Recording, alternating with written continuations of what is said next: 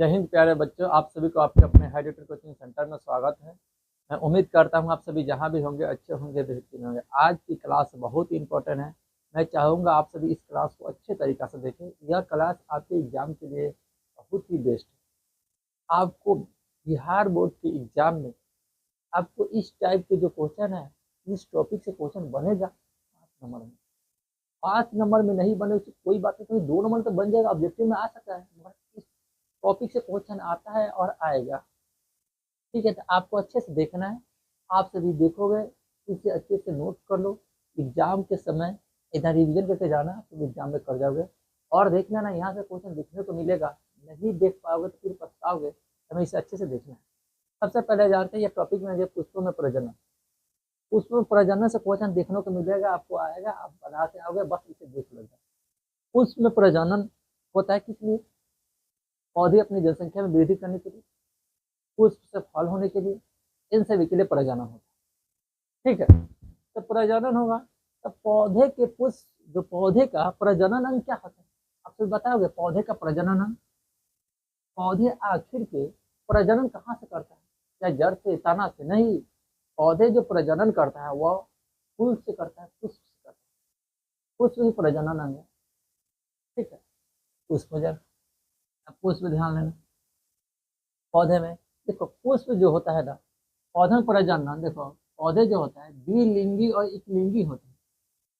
ऐसे सरसों ये सभी पेड़ जो होता है एक लिंगी होते हैं, और आम ये सभी क्या होता है, द्विलिंगी हो गया। तो क्या होता है, द्विलिंगी और एक लिंगी दोनों होते हैं पौधे। इसमें देख लेना। ठीक है, जानते हैं पुष्प में कौन ऐसा भाग है जो क्या होता है, नर जनन अंग हो और मादा जनन अंग हो? यही पूछ सकता है आपको एग्जाम में। जैसे मन जैसे आ सकते हैं, आपको बना के आना, बस सभी पॉइंट को अच्छे समझ जाना। ठीक है, तो यह ध्यान देना, यही पुष्प है हमारा, यही पुष्प है पूरा। इसे अच्छे से चित्र बना है। आपको एग्जाम में पूछ सकता है इस पुष्प के बारे में। क्या पूछेगा? पौधे में प्रजनन अंग का सचित्र वर्णन करें। आपको इस तरीके से वर्णन कर लेना है, और वर्णन यानी चित्र बना के इसके सभी को लिख देना है। और 5 पॉइंट या 7 पॉइंट भी इसके बारे में याद है, उसी के बारे में लिख दोगे तो आपको अच्छा नंबर आ जाएगा। तो इसमें हमें क्या करना है, द्विलिंगी जो होता है और एक लिंगी होता है, यही पुष्प है। तो पुष्प के बारे में पूरा व्याख्या करना है। पौधे का प्रजनन अंग जो है पुष्प, इसमें सबसे पहले देखेंगे यह पुष्प है। इस पुष्प के बारे में हम जानते हैं। इस फूल के बारे में, फूल में देख लेना। फूल में चलते देखो, फूल जो है यह फूल है। इस फूल के बारे में थोड़ा सा जानते हैं। फूल का अध्ययन जब भी करेंगे ना, अध्ययन, तो फ्लोरोलॉजी, फूल के बारे में जानना हो, अध्ययन करेंगे तो फ्लोरोलॉजी। ठीक है, फूल। इसके बाद ध्यान देना, पुष्प का 4 भाग होता है। कौन कौन से भाग होते हैं ध्यान देना। पुष्प का भाग जो होता है, ध्यान देना, 4 भाग है। बाह्य दल पुंज, कौन है बाह्य दल पुंज? यहाँ दिख रहा है, ग्रीन ग्रीन करके दिखाई दे ना, ग्रीन ग्रीन, यही बाह्य दल पुंज, यही बाह्य दल पुंज है। इसके बाद ध्यान देना, बाह्य दल पुंज के बाद फिर एक देखना, यह क्या है, बाह्य दल पुंज हो जाए। तब दल पुंज, दल पुंज कौन सा? यही होता है जो रंग बिरंग का होता है, ये दल पुंज। यही तो तितलियों को लुभाती है, पुष्प की सुंदरता लाती है, दल पुंज यही है। बाहर जो इस पत्ती की तरह होता है, ठीक है, फैला हुआ, वही होता है यह दल पुंज। यह रंग बिरंग का होगा, तितली को जो लुभाती है वह चीजें काम करता है। इसके बाद ध्यान देना, दूसरा भाग हो जाए। तब जायंग क्या होता है और पुमंग क्या होता है? जायंग देखो, जायंग यह है, जायंग दिखाई दे रहा है, जायंग यही हमारा जायंग है। यह भाग देख रहे हो, ये जायंग है, और यह हमारा पूरा पुमंग भाग है। ठीक है, पुमंग।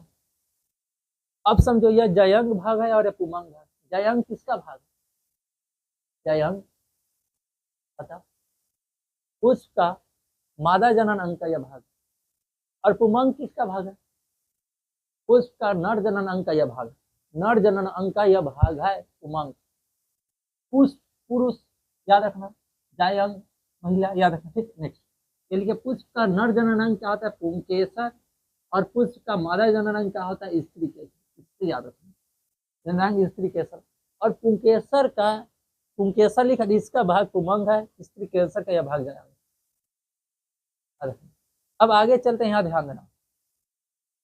यहाँ जैसा ही आगे चलेंगे तो थोड़ा समझने का प्रयास करना इसमें, और ये सभी चीज जान गए तब देखना पुष्प के बारे में पूरा अच्छे तरह से जान। पुष्प में क्या होता है, कैसे क्या होता है, वह ध्यान दो, कैसे वह प्रजनन करता है, प्रजनन अंग है। ठीक। तो यह स्त्री का जब पुष्प का जो यह दल पुंज है, यह अच्छे सुंदरता के लिए, तितली को लुभाने के लिए, जो भी होता है, तितलियां होती है ना, छोटे छोटे कीड़े मकोड़े, उसको भी लुभाने के लिए होता है। इसके बाद यह ध्यान देना, यह रंग बिरंग के होता है। यह जो दिखाई दे रहा है धागे की तरह, धागे की तरह, एक का है जयांग है, एक है पुमंग।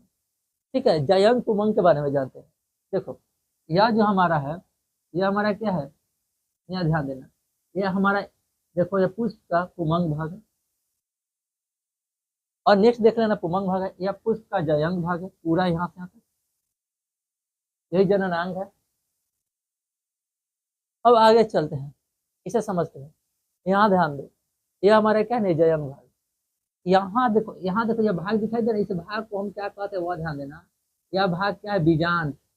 यह बीजांड, बीजांड लिखा हुआ है। इसके बाद इसके अंदर अंडा होता है, अंडाणु। अंडाणु कहाँ थे, बीजांड के अंदर, याद है पूछ रहा। इसके बाद क्या पूछ सकता है, इसके बाद हमारे पास देखेंगे, यहाँ ध्यान देना, यह जो होता है, यह भाग दिखाई दे रहा है, यह हमारा अंडवाहिनी है। और यह देखो, यह लंबा जो यहाँ से भाग दिखाई दे रहा है, यह हमारा वर्तिकाग है। यहाँ से ऐसे है ना, ये वर्तिका है, यह वर्तिकाग है। यह जो भाग है वर्तिका, यह वर्तिकाग है। वर्तिकाग पे चिपचिपा द्रव होता है। अब चिपचिपा द्रव इसलिए क्यों होता है, वह ध्यान दो,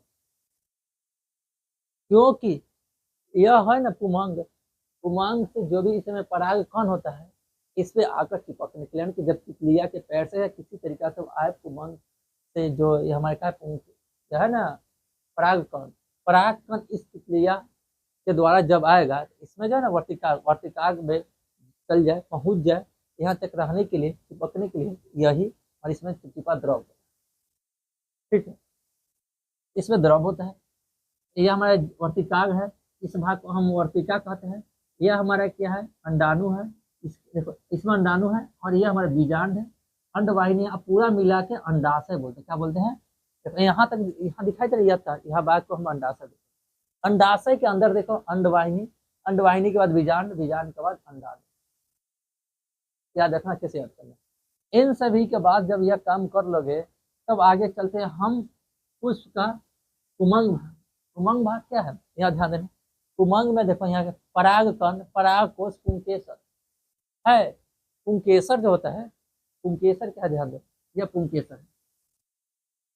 इस पुंकेसर के ऊपर हमारा क्या होता है, पराग कोश होता है, और इसके ऊपर हमारा क्या होता है, पराग कण होता है। यही पराग कण जो है,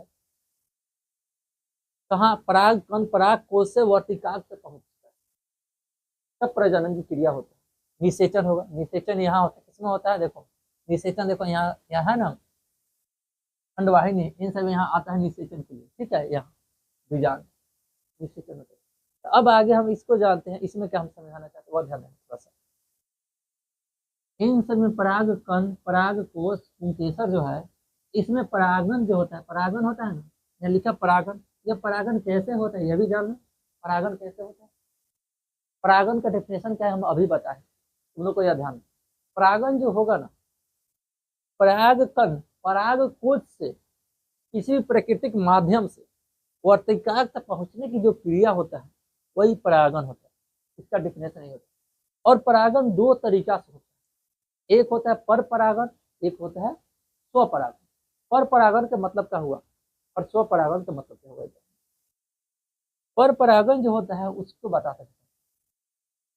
पर परागन, पर परागन और स्वपरागन के बारे में जानते हैं। पर परागन के बारे में पहले जानते हैं। देखो, यह पुष्प है, इस पुष्प से यह पराग कण इसी जाति के दूसरे पेड़ के पुष्प में, इस पुष्प से इसी जाति के दूसरे पेड़ के पुष्प में पराग कण, यहाँ से पराग कण उस जाति के दूसरे पुष्प के पराग कण जो होगा, उसके वर्तिकाग तक पहुंच जाएगा, तब उसे पर परागन करते हैं। इस पुष्प से पराग कण पराग कोश से इसी जाति के दूसरे पुष्प में क्या होगा, वर्तिकाग तक पराग कण को पहुंचना ही क्या कहलाता है, पर परागन। मगर स्वपरागन क्या होता है, वह ध्यान देना, यह पर परागन हो जाएगा। और स्वपरागन क्या होता है, इस पुष्प है, इसी पुष्प में पराग कण पराग कोश से वर्तिकाग तक, देखो यहाँ वर्तिकाग है, यहाँ से यहाँ पहुंच जाए, या क्या होगा, स्वपरागन, खुद से परागन कर लेना। ठीक है, यानी यहाँ से पराग कण पराग कोश से निकल के इस वर्तिकाग्र तक पहुंच जाए तो हम क्या कहते हैं,